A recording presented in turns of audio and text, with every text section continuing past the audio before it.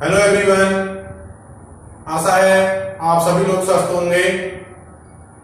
आज हम इस वीडियो के माध्यम से हिंदी व्याकरण के काल पाठ के दूसरे भाग का अध्ययन करेंगे। तो एक बार फिर से हम काल की परिभाषा देखते हैं। काल, जिसे आप टेंस भी कहते हैं इंग्लिश में, तो क्रिया के जिस रूप से उसके होने के समय का पता चलता है उसे काल कहते हैं। कोई भी क्रिया किस समय घटित हुई उसका पता जिससे चलता है उसे काल कहते हैं। फिर है काल के भेद। तो काल के मुख्यतः 3 भेद होते हैं। पहला भूतकाल, दूसरा वर्तमान काल और तीसरा भविष्यत काल। तो आज हम इस वीडियो के माध्यम से भविष्यत काल का अध्ययन करेंगे। तो आप ध्यान से इस वीडियो को देखेंगे और समझने की कोशिश करेंगे। भूतकाल और वर्तमान काल का अध्ययन आप इसे पहले वाले वीडियो में कर चुके हैं। तो आज हम भविष्यत काल के बारे में अध्ययन करेंगे। भविष्यत काल की परिभाषा समझने से पूर्व हम इन उदाहरणों को देखते हैं। पहला उदाहरण है, मैं कल अंबाला जाऊंगी। दूसरा वाक्य है, तुम कब पत्र लिखोगे। इसी प्रकार कुछ अन्य उदाहरण हैं, जैसे इसमें एक पैराग्राफ दिया गया है। इस पैराग्राफ को आप ध्यान से देखेंगे कि रीमा के विद्यालय में 26 जनवरी अर्थात गणतंत्र दिवस का समारोह मनाया जाएगा। रीमा भी उस समारोह में हिस्सा लेने वाली है। एक दिन पहले विद्यालय से लौटने पर उसने अपनी माँ को विद्यालय में चल रही तैयारियों के विषय में इस प्रकार बताया। कल हमारे विद्यालय में समारोह मनाया जाएगा।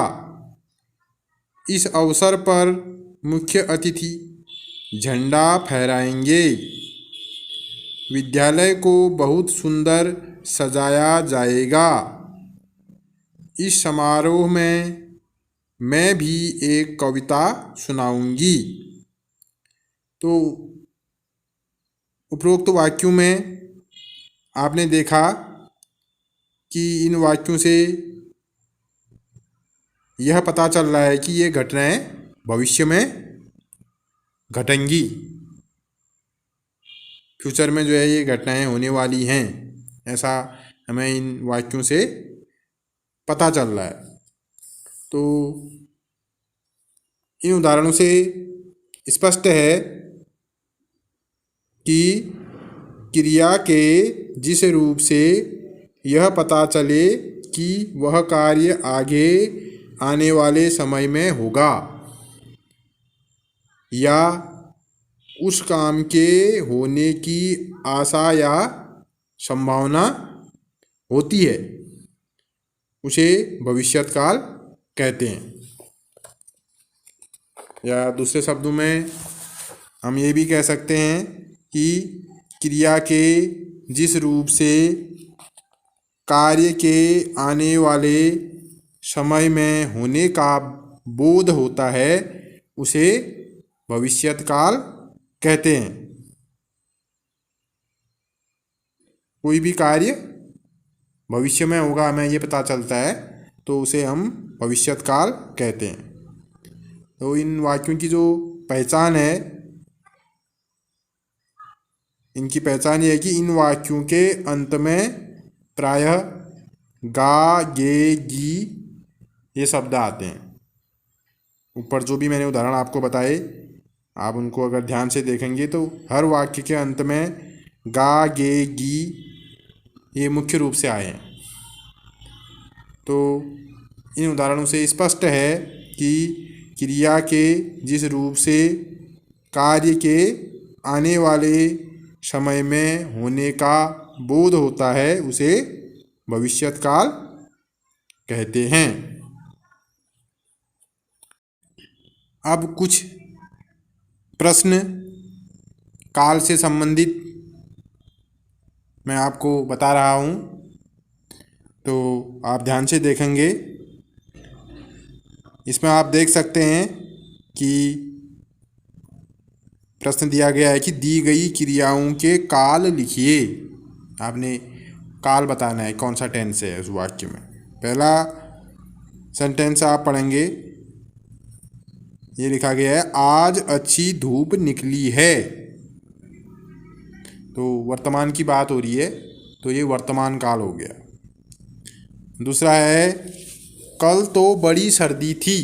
इसमें बीते हुए कल की बात हो रही है, तो ये भूतकाल हो गया।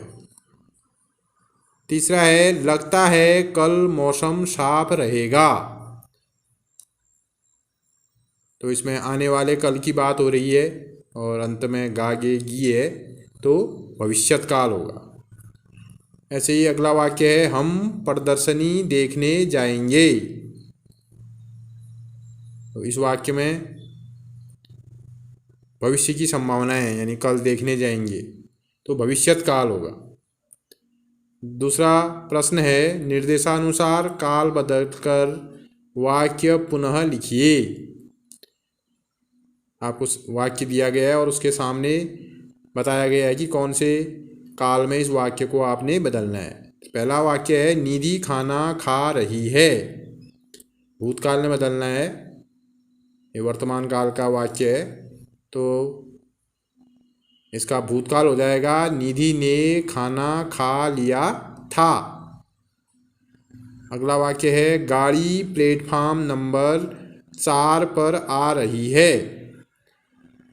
अब इसको भविष्यत काल में बदलना है, तो इसका भविष्यत काल हो जाएगा गाड़ी प्लेटफॉर्म नंबर 4 पर आएगी। अगला सेंटेंस है बादल जोर से गरज रहे हैं।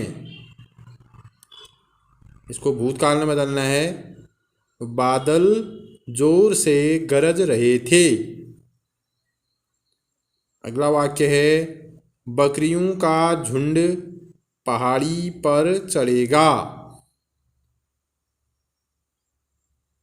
तो इसको वर्तमान काल में बदलना है, तो इसका वर्तमान काल हो जाएगा बकरियों का झुंड पहाड़ी पर चढ़ रहा है। तो ऐसे ही अन्य वाक्य भी आप ग्रामर की अपनी अन्य बुक से देख करके उनका अभ्यास करेंगे।